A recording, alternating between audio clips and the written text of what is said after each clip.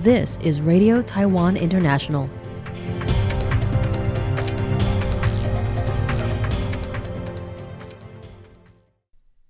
Welcome to the news on Radio Taiwan International. I'm Amanda Stevens, coming to you from Taipei, Taiwan. We begin with a look at today's top stories for Monday, September 22nd.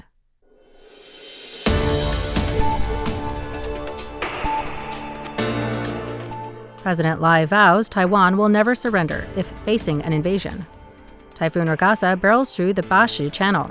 And the Taipei city government announces the Straits Forum is postponed as further preparations are needed.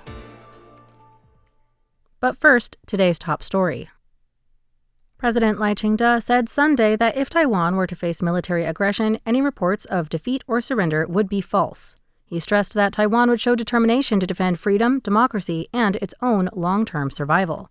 His remarks came as the Presidential Office's Whole of Society Defense Resilience Committee marked its first anniversary with an international forum in Taipei on Saturday. More than 20 foreign experts and 16 diplomatic missions in Taiwan joined the event. Opening the forum, titled Resilient Taiwan for Sustainable Democracy, Lai said the world faces two major challenges. One is extreme weather, which threatens infrastructure, food security, and epidemic control. The other is the rise of authoritarian blocs, led by China, which he said are strengthening alliances and undermining democracies through disinformation, coercion, and hybrid warfare. Lai said Taiwan must accelerate preparations. Next year's defense budget will rise to 3.32% of GDP in line with NATO standards, with a target of 5% by 2030. Since the committee's first meeting last September, the government has launched measures such as city-level resilience drills conducted alongside the Hangguang military exercises. He also highlighted the Defense Ministry's newly released handbook, In Case of Crisis, Taiwan's National Public Safety Guide, which provides practical advice on evacuation preparedness and crisis response. If Taiwan is subjected to military aggression, any information about the nation's defeat or the government declaring surrender will be false. As Commander-in-Chief of the Republic of China Armed Forces, I want to tell the people and the international community that this is Taiwan's position. We are determined to defend freedom and democracy and to ensure Taiwan's long-term survival. Lai added that in challenging times, friends are indispensable and cooperation among like-minded countries is vital. He thanked the international guests and representatives of foreign missions for attending, saying their presence gives Taiwan greater confidence. Typhoon Ragasa approached Taiwan's coast at 370 kilometers southeast of Eluanbi at 8 a.m. on Monday, heading west-northwest. With peak wind speeds of 58 meters per second near the center and a storm radius of 320 kilometers, it is this year's most powerful storm.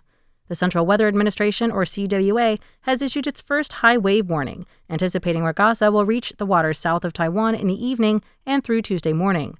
Ragasa will have the strongest effect on Taiwan during this period of time. Meteorologist Wu Wanhua said that winds are expected to intensify as Ragasa approaches, and as of Monday, waves were already exceeding 6 meters off the coast of Taidong. Accordingly, the CWA issued a high wave warning for the Taidong and Linhai Township areas of Pingdong County. Ragasa is not expected to hit Taiwan directly and will likely travel west across the Bashi Channel before striking the coast of southern China. However, rainfall duration and intensity will significantly increase in Taipei, Yilan, Hualien, and the Taoyuan-Hsinchu areas as it passes by. The Taipei city government announced Monday morning that the 2025 Straits Forum will be postponed. Taipei Deputy Mayor Lin Yihua said the forum requires further planning and that both sides agreed to delay the event. The 17th Straits Forum was originally scheduled to take place in China from September 25th to 27th, with Taipei Mayor Jiang Wan'an planning to lead a delegation to Shanghai. However, according to the Taipei city government, both parties decided not to hold the forum this month, citing the need for more thorough, practical, and technical preparations. The Taipei city government emphasized that the more difficult cross-strait relations become, the more robust and comprehensive exchanges must be. Mainland Affairs Council, or MAC, Deputy Minister Liang Wenjie said the central government had already reached a consensus on the forum and had approved Jiang's trip to China, so he was surprised by the postponement. The negotiation process was highly involved, so it took a while. However, we basically reached a preliminary consensus by last Friday, so we thought things would proceed smoothly from there. The Taipei city government's announcement today was unexpected. He reiterated that the MAC's position on the Straits Forum remains unchanged and that it will continue to coordinate with the Taipei city government. New dates and further details for the event have yet to be announced. President Lai Ching-te oversaw the inauguration of National Tsinghua University's Shinzo Abe Research Center, named after the late Japanese Prime Minister Shinzo Abe, on Sunday. Alongside Akio Abe and other relevant officials, Lai recalled Abe as a true friend to Taiwan and a key player in laying the groundwork for the peaceful state of the Indo-Pacific region and its many alliances today. In a speech at the event, Lai noted that Abe remained a stalwart supporter of Taiwan during his lifetime. From promoting assistance after the 2018 Hualien earthquake to assisting Japan's donation of more than 4 million COVID-19 vaccines, Lai said Abe always demonstrated his sincere friendship. The president also recalled Abe's elevation of Taiwan's security to a shared Japan-U.S. alliance issue, saying, Former Prime Minister Shinzo Abe took note when Taiwan faced threats from China. He clearly stated that Taiwan's problems were Japan's problems, as well as a problem for the Japan-U.S. alliance. While the Taiwan-Japan relationship is inherently deep, Abe's tireless efforts cemented it into what it is today: a resilient island chain to face natural disasters, a technological island chain to face China's red supply chain, a democratic island chain to face China's military threats. With heartfelt gratitude, we thank Mr. Shinzo Abe. Taiwan has Abe's foresight to thank for the peace it now enjoys, the president continued, noting that Abe was the pioneer for the free and open Indo-Pacific region strategy that the U.S. and other countries eventually adopted. This laid the foundation for the U.S., Japan, India, Australia Quad, a key partnership in curbing China's expansion in the region. Akio Abe also spoke, noting that September 21st was not only the debut of the Shinzo Abe Research Center, but also her late husband's birthday and International Peace Day. She also said Abe placed great importance on Taiwan-Japan relations during his tenure as a Diet member, especially taking to heart the words of former Taiwanese President Lee Dong-hui that one must not only pursue ideals, but also face reality to advance politics.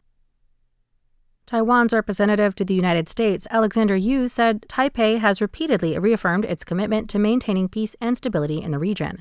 He noted that next year's defense budget will increase to 3.32% of GDP, and the government is preparing a special allocation to boost U.S. arms purchases by nearly $4 billion. On September 19th, U.S. news outlet Breitbart News Network published an op-ed by Yu titled, "Taiwan is an invaluable partner to the United States." In it, he stressed that, as Beijing attempts to distort World War II history, the world should not forget that U.S.-Taiwan relations were forged in the crucible of that conflict and strengthened in the decades that followed. Yu wrote that Taiwan supports the Trump administration's reindustrialization agenda, with Taiwanese companies expanding their investments in the United States. He cited TSMC's $165 billion project in Arizona as a prime example. In fact, 40% of Taiwan's local outbound investment now flows into the U.S., reflecting both confidence in the American market and Taiwan's commitment to helping advance U.S. reindustrialization efforts. Reiterating Taiwan's defense priorities, Yu said President Lai Ching-te has pledged to raise the defense budget to 5% of GDP by 2030. Since 2016, the U.S. has approved $26 billion in arms sales to Taiwan, with $18.76 billion announced during Trump's first term. In the face of military pressure from China, Yu emphasized that Taiwan is developing asymmetric warfare capabilities, strengthening reserve forces, and enhancing whole-of-society resilience. He underscored that the guiding principle remains peace through strength, a prudent response to growing threats, not a provocation. The Foreign Ministry thanked the United States on Sunday for its continued cooperation with like-minded partners in the Pacific region. This comes on the heels of the U.S. State Department releasing the U.S. partnership with the Republic of the Marshall Islands fact sheet, which highlights Taiwan-U.S. cooperation in the Marshall Islands. The ministry thanked the United States for its cooperation in jointly promoting peace, stability, and prosperity among Taiwan's Pacific allies in the Indo-Pacific region. The Foreign Ministry also stated that it is actively promoting Foreign Minister Lin Jialong's Rongbang program to develop comprehensive cooperation with allies across various fields. The ministry is also seeking to develop relationships through flagship programs to expand the effectiveness of Taiwan's foreign aid and create a more resilient and prosperous region. Thanks for joining me for the news. I'm Amanda Stevens. Stay tuned for another 50 minutes of English language features, brought to you by Radio Taiwan International.